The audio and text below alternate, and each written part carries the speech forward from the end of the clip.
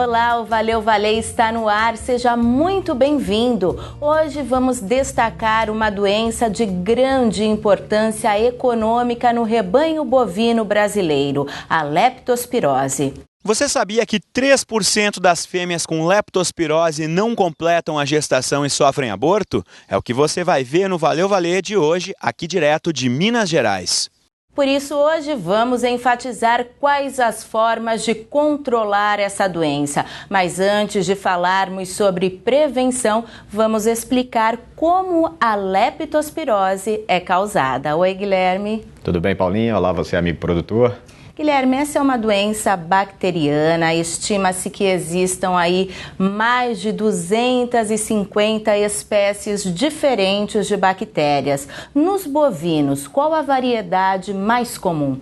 Paulinha, realmente são várias as espécies de leptospira, mas para os bovinos, a principal é o sorovar hardio, para o qual o bovino é o hospedeiro natural. Só que nós temos que lembrar que no Brasil já foram feitos vários inquéritos sorológicos mostrando a presença de outros 5 sorovares que são muito importantes, que são os sorovares Pomona, Canícula, Icter hemorrhage, gripa tifosa e Wolff. Esses nomes eu sei que são bastante complicados, mas é muito importante o pecuarista olhar para isso, principalmente no momento de escolher uma vacina.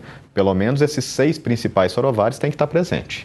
Tá certo. E após penetrar no organismo do animal, essa bactéria age de que forma, né? Quais os órgãos acometidos? Após ela penetrar no organismo do animal, a leptospira vai para a corrente sanguínea, de onde ela vai principalmente para o túbulo renal, onde vai causar ali uma nefrite e vai disseminar, ela vai contaminar bastante o ambiente, porque ela sai na urina.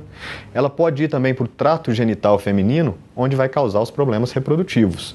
E pode, inclusive, contaminar também a glândula mamária, causando aí uma mastite atípica, onde nós vamos ter uma flacidez de úbere, diminuição da produção e presença de sangue no leite. Agora vamos conferir na reportagem quais os sintomas da leptospirose, como ela pode ser transmitida e qual o papel do rato na transmissão dessa doença.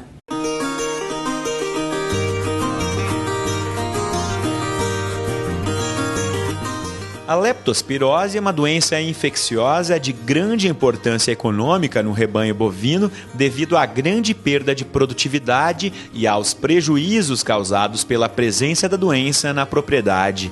A leptospirose se manifesta principalmente de 2 formas. A primeira, aguda, quase sempre aparente, e a segunda, a subclínica, que ocorre principalmente em vacas não gestantes e não lactentes, mas não são observadas alterações nos animais, e cada uma das formas tem sinais clínicos bem definidos.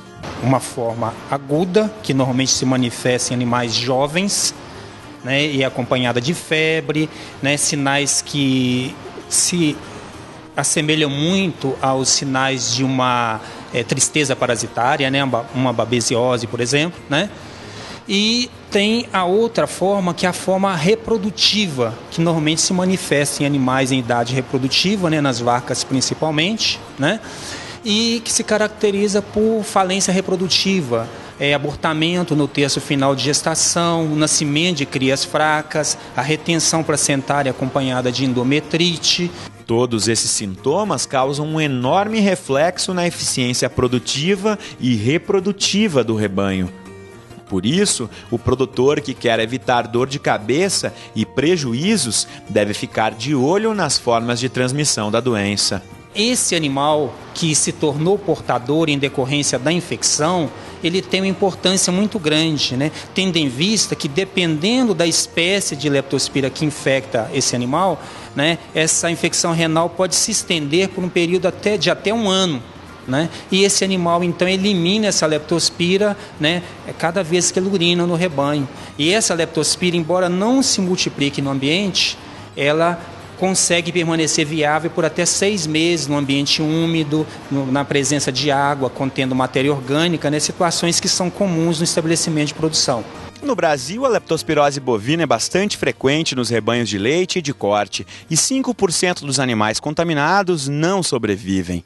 Apesar de atingir rebanhos de todo o país, estudos mostram que os maiores índices são registrados em regiões com muita chuva, e os principais prejuízos econômicos não são causados apenas pela morte de animais.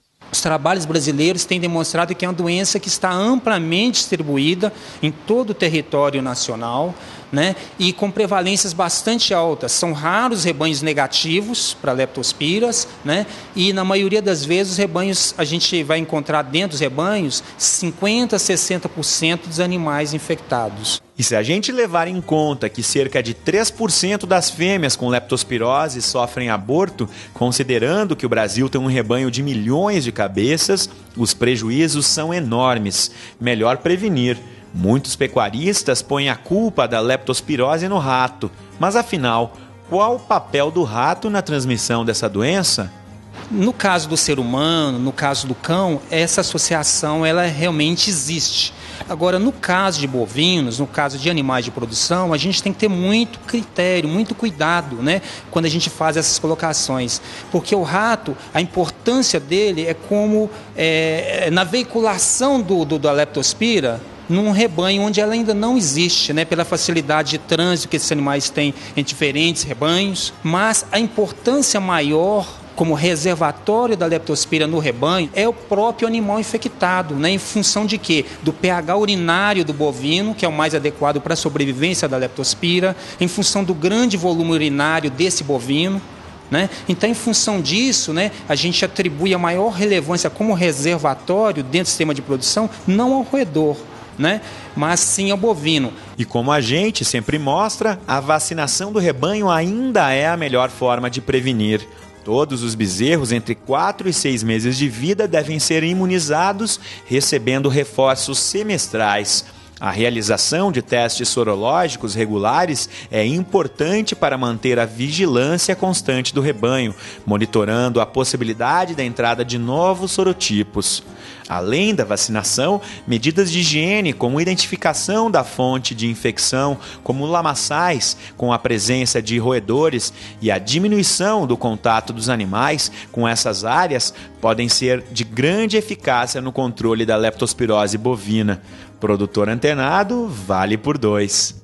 Pois é, na verdade é preciso recorrer à profilaxia. A gente já abordou aqui no programa Valeu Valer esse assunto, que nada mais é do que um conjunto de medidas para controlar determinada doença. No caso da leptospirose, quais são as medidas recomendadas? Paulinha, como principais medidas de controle, nós temos que evitar que nossos animais entrem em ambientes alagadiços, entrem naquelas represas ou cacimbas que podem estar contaminadas pela urina de outros animais, armazenar bem os nossos alimentos, já são algumas medidas.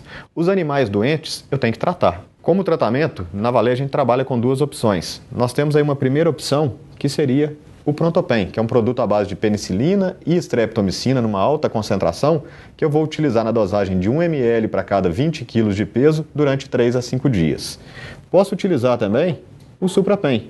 O Suprapen tem uma composição muito semelhante, mas aqui eu vou utilizar na dosagem de 1 ml para cada 10 quilos em dose única. O mais importante nessa doença, novamente, é a gente pensar na profilaxia que você falou. Um bom programa vacinal, ele começa com os bezerros aos 4 meses de idade, eu faço a primeira dose da Leptobov. 30 dias depois, eu vou fazer um reforço. E depois vou fazer revacinações semestrais. Há no campo um grupo de pesquisadores que está trabalhando com um protocolo alternativo e com bons índices reprodutivos. A primeira dose continua aos 4 meses de idade, reforço 10 dias após e revacinações a cada 3 meses, no primeiro ano. A partir do segundo ano, essas revacinações são feitas a cada 6 meses. É isso aí, Guilherme. Você, pecuarista, então, sempre atento à sanidade do seu rebanho. Por hoje, o Valeu Valer vai ficando por aqui, né, Guilherme? É isso aí, Paulinha. Até a próxima edição. Obrigada pela audiência, a companhia e o carinho de sempre. Eu também te espero na nossa próxima edição. Até lá. Tchau, tchau.